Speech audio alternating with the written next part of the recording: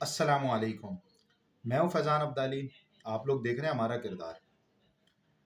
آج ہمارا نوجوان بالخصوص پاکستان کا نوجوان جو ہے یہ بہت زیادہ پریشان ہے دین اسلام کو لے کر کہ آیا کون اسلام کی صحیح تشریح پیش کر رہا ہے، کون نہیں کر رہا، میں کس کو فالو کروں، کس کو نہیں کروں، اور کس کو فالو کرنا چاہیے، کس کو نہیں کرنا چاہیے، حق کیا ہے، باطل کیا ہے۔ اب ہمارے دماغوں میں یہ کنفیوژن کیوں ہے؟ وجہ یہ ہے کہ دیکھیں سوشل میڈیا عام ہوا، یوٹیوب آیا، یوٹیوب کے ذریعے، فیس بک کے ذریعے، انسٹاگرام کے ذریعے ہمارے سامنے دین کی چیزیں آنا بھی شروع ہوئیں۔ جہاں اس کا مثبت پہلو تھا وہیں اس کا منفی پہلو بھی یہ ہوا کہ بہت ساری چیزیں جو عوام سے ریلیٹڈ نہیں تھیں، عوام کے متعلق نہیں تھیں، وہ بھی لوگوں نے بیٹھ کے یوٹیوب پہ بیٹھ کے اس کو ڈسکس کرنا شروع کر دیا اور عوام جو ہے وہ کنفیوژن کا شکار ہونا شروع ہو گئی۔ اب ایک عام مسلمان کیا کرے جب سوشل میڈیا پر یہ جنگ لگی ہوئی ہے کہ آیا کون مسلمان ہے اور کون کافر ہے، اور کس کو مانا جائے اور کس کو نہ مانا جائے؟ یہ سب سے بڑا سوال آج کے دور میں علمی ہے۔ ہر بندہ اپنے آپ کو مسلمان سمجھ رہا ہے، دوسرا اس کو کافر سمجھ رہا ہے۔ تو اس سینیریو کے اندر ایک عام بندہ، مجھ جیسا بندہ کیا کرے؟ اس کے آگے یہ سوال موجود رہتا ہے کہ کس کو سنے اور کس کو چھوڑے اور کس کی بات پر عمل کرے۔ سب سے پہلے تو سوچنے کی بات یہ ہے کہ ہم اس وقت علماء اکرام کو فالو کرنے کے لیے نہیں بھیجے گئے۔ علماء اکرام رہنمائی کرنے کے لیے ہیں، علماء اکرام بتانے کے لیے ہیں، علماء اکرام چیزوں کو سمجھانے کے لیے ہیں، لیکن ہم جو فالو کریں گے وہ نبی کریم صلی اللہ علیہ وسلم کو کریں گے۔ اچھا، اب اس میں سب سے بڑا المیہ یہ ہے کہ ہمارا خود کوئی وقت نہیں لگنا چاہیے، ہمارا کوئی پیسہ نہیں لگنا چاہیے، ہمیں کچھ نہ ملے، ہم یہ چاہتے ہیں ہینڈ فری لگائیں کان میں، 1 ڈیڑھ 2 گھنٹے کے اندر پورے اسلام کو سمجھ لیں بیٹھ کے۔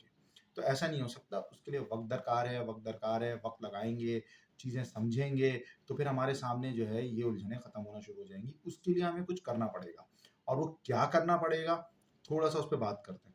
دیکھیں، سب سے پہلے تو ہمارے لیے جو اسلام کے بیسک ہے نا وہ ہے قرآن مجید اور فرقان حمید۔ اب قرآن مجید جو ہے وہ ہمارے علماء کرام پر ایک الزام یہ ڈال دیا جاتا ہے کہ کہتے ہیں کہ بھائی انہوں نے منع کیا ہوا ہے، عام پبلک نہ پڑھے ہی نہ پڑھے۔ ایسا کہیں پہ بھی نہیں ہے۔ علماء کرام اگر منع کرتے تو کوئی بھی عالم دین کسی بھی مکتب فکر کا بیٹھ کے تفاسیر نہیں لکھتا۔ قرآن مجید کی تفسیر، قرآن مجید کو آسان اردو کے اندر لکھنا اور اس کے ترجمے کرنا یہ نہیں کر رہا ہوتا۔ وہ لکھی اسی وجہ سے گئی ہیں تاکہ عام عوام قرآن کو سمجھ سکے۔ علماء اکرام جو چیز منع کرتے ہیں وہ اس قرآن سے معنی ماخذ اور اپنی عقل سے چیزوں کو نکالنا ہے، کیونکہ ہر بندہ گرامر کا ایکسپرٹ نہیں ہے، کون سا گرامر کا لفظ کس لیے یوز ہو رہا ہے، کہاں پہ یوز ہو رہا ہے، کس آیت کا کیا شان نزول ہے، یہ ہر عام آدمی کو نہیں پتا۔ اچھا، ہم جب قرآن مجید کو کھولیں گے تو قرآن مجید ہمیں بہت ساری چیزیں سمجھائے گا، ہر چیز سمجھاتا ہے۔ بیسک کیا چیزیں سمجھائے گا جو ہمارے سمجھنے کے لیے ضروری ہے، اور اگر وہ ہماری سمجھ میں آ گیا تو سب سے پہلے ہمیں یہ سمجھ آ جائے گا کہ کون مسلمان ہے، کون کافر ہے۔ جب یہ کلیئر ہو جائے گا تو ہمیں اختلافات میں بڑے مزے آنا شروع ہو جائیں گے۔ اب اس کے لیے ہمیں نوٹس بنانے پڑیں گے، کچھ کام جیسے ہم ورکنگ کرتے ہیں نا اسکول میں پڑھنے کے لیے، 9 میٹرک میں، بھائی میٹرک میں پاس ہونا ہے، انٹر میں پاس ہونا ہے، انجینئرنگ لیول میں پاس ہونا ہے، تو ہم اس کے نوٹس تیار کرتے ہیں۔ تو اس طرح میں قرآن مجید روز 2 صفحے 3 صفحے اگر ہم تلاوت کریں اور اس کے ترجمہ پڑھنا شروع کریں، اور اگر آپ کو اختلاف بہت زیادہ ہے، کسی عالم دین پہ آپ کو بھروسہ نہیں ہے، تصویر کھینچیں، گوگل ٹرانسلیٹ ڈالیں عربی ٹو اردو، اور آپ کے ہم نے اس کی پوری عربی سے جو ہے وہ اردو یا انگلش ٹرانسلیٹ ہو کر آ چکی ہوگی۔ اب کرنا کیا ہے؟ کرنا یہ ہوگا کہ قرآن مجید جب ہم کھول کے پڑھنا شروع کریں گے تو ہمارے سامنے بہت ساری چیزیں، اس میں بیسک جو چیزیں ہوں گی، اس میں اللہ رب کی وحدانیت ہوگی، اس میں جو ہے وہ پچھلی قوموں کے واقعات ہوں گے، اس میں جو ہے وہ انبیاء علیہ الصلوۃ والسلام کے واقعات ہیں جو پچھلی قوموں کی گزر گئے ہمارے پاس، اس میں آپ صلی اللہ علیہ وسلم کے اسوات کچھ ڈسکس ہوئے ہوں گے کہ آپ صلی اللہ علیہ وسلم جو ہے وہ کفار کے ساتھ کیسے تھے، کیسے معاملات ہیں، کچھ یہ چیزیں آئیں گی۔ اس کے بعد احکامات آ جائیں گے کہ بھائی احکامات ہیں۔ اب یہ ہمارے سامنے 4 5 چیزیں جو ہیں وہ کلیئر ہو جائیں گی بالکل، کہ بھائی مسلمان کا عقیدہ کیا ہونا چاہیے، اور کیا کن کن چیزوں کو مسلمانوں کو عقائد رکھنے چاہیے، کہ اسلام میں داخل ہونے کے لیے ہمارے پاس پلر موجود ہو جائیں گے کہ بھائی یہ پلرز ہیں جن کے اوپر اسلام کھڑا ہوتا ہے۔ تو پھر کوئی اگر یہ بولے گا نا کہ دوسرا فرقہ کافر ہے تو ہم اس آئینے کے اندر دیکھ سکیں گے کہ بھائی آیا اس آئینے کے اندر تو یہ مسلمان ثابت ہو رہا ہے، صحیح ہے۔ اس کی ایک مثال بھی آپ کو دوں گا بھی آگے چل کے کہ کس طرح ہمارے معاشرے میں کیا چیزیں غلط پھیلی ہیں اور آج تک ہم اس کو جو ہے وہ ڈینائی کر رہے ہوتے ہیں۔ تو وہ ہمارے سامنے آ جائے گا کہ بھائی یہ بندہ آیا یا یہ فرقہ آیا مسلمان ہے یا نہیں ہے۔ تو یہ چیزیں ہمارے سامنے کلیئر ہو جائیں گی۔ اس کے بعد ہمارے سامنے ہونی چاہیے احادیث، محدثین کا کردار، کہ احادیثیں جمع ہوئیں اور ان میں احادیث جمع ہونے کے بعد اس میں کیا اختلاف رہا کہ حکموں میں اختلاف آیا، مطلب نماز کا ایک حکم ہے، اس کو پڑھنے کا طریقے کے اندر کیوں اختلاف آیا، احادیث میں اختلاف تھا، اس وجہ سے نماز پڑھنے کے طریقوں کے اندر اختلاف آیا۔ محدثین کا رول اور فقہ کرام کا رول، جس کو آج ہم اسکول آف تھاٹ کہہ سکتے ہیں، جس میں امام ابو حنیفہ، امام شافعی، امام مالک، امام احمد بن حنبل کو جو لوگ فالو کر رہے ہیں، صحیح ہے، وہ مطلب کیا رول تھا ان کا، اور انہوں نے کون کون سی احادیث کو دلیل بنائی۔ اگر ایک جو ہے عالم دین یا امام ابو حنیفہ بغیر رفع دین کے قائل ہیں، تو امام شافعی کے پاس کون سی دلیل تھی، امام احمد بن حنبل کے پاس کون سی دلیل تھی نماز کی، اور امام مالک کے پاس کون سی دلیل تھی۔ موٹی موٹی دلیلیں اگر ہمارے سامنے ہوں گی تو ہمارے لیے سمجھنا آسان ہو جائے گا کہ بھائی کسی کی نماز باطل نہیں ہے، کسی کی نماز غلط نہیں ہے، کسی کی نماز جو سنت کے خلاف نہیں ہے، صرف افضلیت اور غیر افضلیت ہے کہ بھائی یہ اس کو افضل سمجھ رہے ہیں اور یہ اس کو افضل سمجھ رہے ہیں۔ پھر جب کوئی عالم دین بیٹھ کے یہ بات کرے گا کہ دوسرے کی نماز ہی جو ہے وہ باطل ہے، بدعت طریقے سے نماز پڑھ رہا ہے، تو ہمارے سامنے وہ سینیریو ہوگا، بھائی یہ جو ہے یہ غلط بات کر رہے ہیں۔ اس وقت جو ہے نا طریقہ کار پر اختلاف ہے، لیکن ایسا نہیں ہے کہ جو ہے نا یہ بدعت ہے، کیونکہ یہ بھی احادیث سے ثابت ہے۔ تو ہمارے سامنے محدثین کا رول جو ہے وہ موجود ہوگا۔ اب اگلا ہمارے سامنے جو سینیریو سب سے بڑا آتا ہے، وہ آتا ہے بزرگان دین کا، جس کو ایک تصوف کی لائن کہا جاتا ہے۔ اب تصوف کی لائن کو جب ہم سمجھنے بیٹھیں گے تو ایک باب اور ہمارے سامنے کھل چکا ہوگا، وہ ہوگا کرامت کا۔ اچھا، اب کرامات کا سین یہ ہے کہ بھائی دیکھیں، کرامات کا سین یہ ہے کہ جو کراماتیں لکھی گئی ہیں نا، اس کو بھی ہمیں سمجھنا پڑے گا کہ یہ بر صغیر پاک و ہند کے اندر اردو زبان یا فارسی زبان میں بہت ایکسٹریم لیول پہ لکھی گئی ہیں۔ اب جب ہمارے سامنے مسلمان ہونے کا عقیدہ ہوگا نا، تو ہمیں پتا ہوگا بھائی کرامت پر ایمان لانا ضروری نہیں ہے کہ ایک بزرگ سے کرامت ہو گئی، وقتی طور کے پر ثابت ہو گئی، ایک بندہ اس کو سچ مان رہا ہے، ایک بندہ جھوٹ مان رہا ہے، تو وہ کافر نہیں ہو جاتا۔ اور ہر کرامت جو لکھ دی گئی ہے وہ سچ نہیں ہوتی کہ بھائی یہ چیز ہوئی ہے۔ یہ بہت سنہرے کہ مطلب انسانی عقل بھی اللہ تعالیٰ نے ایک چیز دی ہے، ہم جب اس کو پڑھنا شروع کریں گے تو ہمیں سمجھ میں آئے گا کہ بھائی یہ چیزیں کیا لکھ دی ہے اور کس نے لکھا ہے، کیا لکھا ہے، کیوں چل رہا ہے۔ تو یہ ہمارے سامنے جو ہے وہ خاکہ موجود رہے گا۔ اب یہ ہمارے سامنے جب چیزیں ہوں گی تو اس پہ ہمیں تھوڑا سا وقت، محنت، یہ سب چیزیں درکار ہوں گی۔ اب جب ہمارے سامنے کوئی بات کرے گا تو بھائی ہم یہ دیکھیں گے کہ کیا بات کر رہا ہے۔ اب علماء کرام کے رول کے اوپر آ جاتے ہیں کہ بھائی علماء کرام کا وقت میں رول کیا تھا اور کیا نہیں تھا، اور ہم جو شکایتیں علماء کرام سے کر رہے ہوتے ہیں۔ تو دیکھیں، ہر بندہ بات رکھے گا، ہر بندہ اسلام رکھے گا، اور وہ قرآن اور حدیث سے بات کر رہا ہوگا اور چیزیں کر رہا ہوگا۔ اب کوئی ایک بندہ، ایک فرقہ، ایک گروہ بولے بھائی ابھی ہم ہی حقدار ہیں اور باقی سب جو ہے وہ جہنمی ہیں، اور باقی سب جو کافر ہیں، اور باقی سب جو ہے وہ مشرکانہ عقیدے کے قائل ہیں اور انہوں نے جہنم میں جانا ہے، تو دیکھیں یہ بہت ایک ہائی لیول پر آپ جو ہے مطلب کسی کے اوپر فتویٰ لگا رہے ہیں اور کسی کو کافر قرار دے رہے ہیں، کیونکہ امت کا وہ طبقہ جو آپ بر صغیر پاک و ہند کو اردو میں نہیں سن رہا، مطلب وہ عربی زبانی ہے اور انہوں نے عربی میں ہی زندگی گزار کے ختم ہو گئے وہ، اور کلمہ اور وحدانیت کے اوپر زندگی گزار دی، تو پھر وہ کیا تھے؟ مطلب کل قیامت والے دن مطلب دین حق ان تک کیا نہیں پہنچا؟ یہ سوچیں، اللہ تعالیٰ نے ہمیں سوچنے کے لیے دنیا میں بھیجا ہے۔ اللہ تعالیٰ نے انسان کی عقل کو سوال کرنے کا قائل بنایا ہے کہ سوال کرو گے آگے تو مسائل تمہارے سامنے چیزوں کو جو ہے وہ کھلنا شروع ہو جائیں گے۔ اور اسلام میں بہت لچک رکھی ہے اللہ رب العزت نے، بہت ساری چیزیں مثالوں سے سمجھ میں آتی ہیں، بہت ساری چیزیں جو ہیں وہ انسان کو جو ہے پڑھ کر سمجھ میں آ رہی ہوتی ہیں۔ اب ایک چھوٹی سی مثال دیتے ہیں کہ بھائی علماء اکرام جب کسی چیز کے بارے میں بات کرتے ہیں تو ان کی نظر کیسی ہوتی ہے۔ آج تک میں، آپ اور ہمارے بڑے آبا و اجداد یہ سنتے رہے کہ سر سید احمد خان کے اوپر جو فتویٰ لگایا تھا علماء اکرام نے، وہ اس لیے لگایا گیا تھا کہ سر سید احمد خان انگریزی تعلیم کو حاصل کرنے کا بولے تھے، تو علماء اکرام کو انگریزی جو ہے وہ انگریزوں کی زبان لگ رہی تھی، کفر کی زبان لگ رہی تھی، تو انہوں نے اس کے اوپر فتوے لگا دیے۔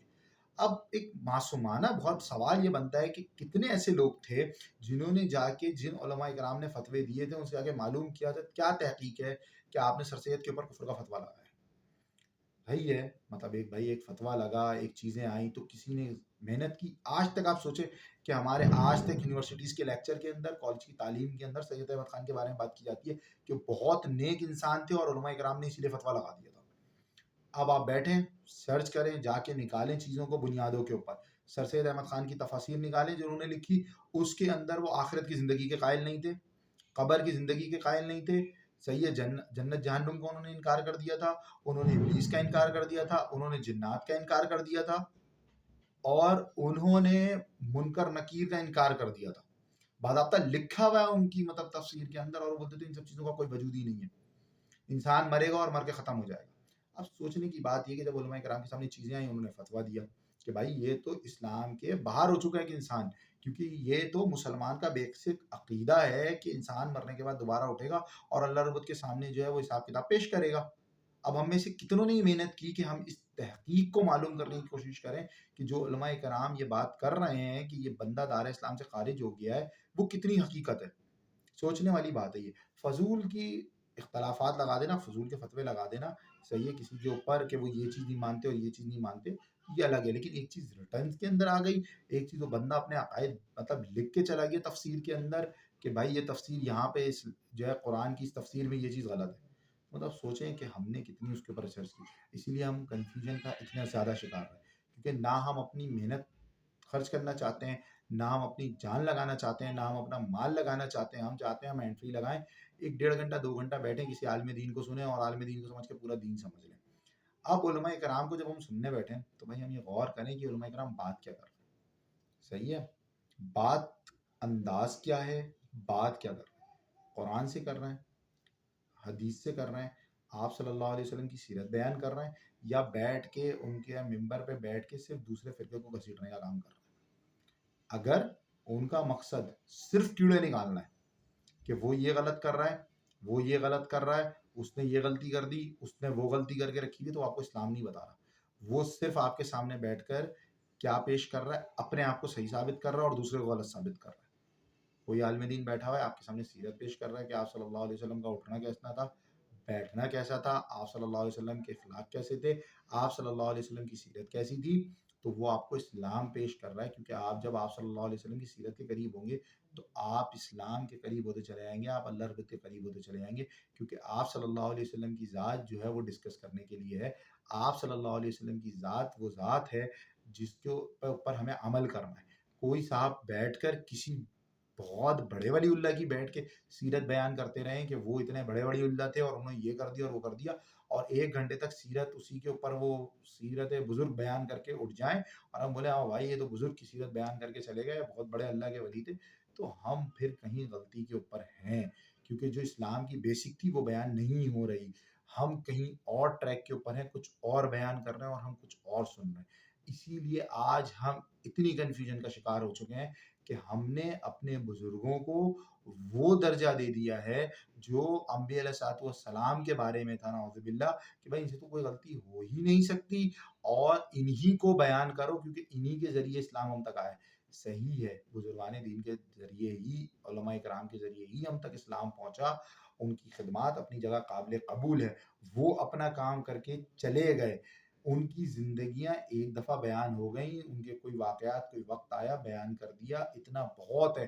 ہر وقت ہر جگہ انہی کو ڈسکس کرتے رہنا اور ہر جلسے میں ہر ممبر پہ ہر جمعے کے خطبوں میں انہی کو بیان کرتے رہنا، یا جمعے کا عنوان ہی یہی بنا لینا کہ دوسرے فرقے کو گھسیٹتے رہنا، تو بھائی وہ اسلام پیش نہیں کر رہے، وہ امت کو کسی اور ٹریک کے اوپر لے کر جا رہے ہیں. تو نوجوانوں سے تھوڑی سی درخواست صرف یہ تھی کہ تھوڑا سا اپنا وقت نکالیں، قرآن مجید کو ترجمے کے ساتھ پڑھیں. جس مکتبہ فکر کے آپ کو اچھا لگے، چاہے وہ دیوبند ہو، بریلوی ہو، اہل حدیث ہو، چاہے وہ اہل تشیع ہو، ان چاروں مکتبہ فکر کے مطلب کوئی عالم دین آپ کو پسند آئے، ان کی کتاب سیرت کی لے کے سیرت کو پڑھنا شروع کریں. احادیث کے اختلاف کو پڑھنا، احادیث کے اختلاف کس لیول کے ہیں وہ پڑھنا، اس میں نہ پڑھیں. آپ پڑھیں صرف سیرت کو کہ آپ صلی اللہ علیہ وسلم کی زندگی کیسی تھی. آپ کی زندگی خود بخود ان انجھلوں سے باہر آنا شروع ہو جائے گی. آپ کا ہر بندے کا آپ کا سینہ وسیع ہوتا چلا جائے گا. آپ کو یہ بندہ صحیح لگنے لگ جائے گا کہ یار یہ بندہ اگر ہاتھ کھول کے نماز پڑھ رہا ہے تو بھی صحیح پڑھ رہا ہے، ہاتھ کو رفع دین کے ساتھ نماز پڑھ رہا ہے تو بھی صحیح پڑھ رہا ہے، اور رفع دین کے بغیر پڑھ رہا ہے تو بھی صحیح پڑھ رہا ہے. کیونکہ آپ کے سامنے سیرت موجود ہوگی، کچھ احادیث کا خاکہ موجود ہوگا، تو آپ اتنی الجھنوں کا شکار نہیں ہوں گے. اللہ رب العزت ہم سب کو عمل کی توفیق نصیب فرمائے.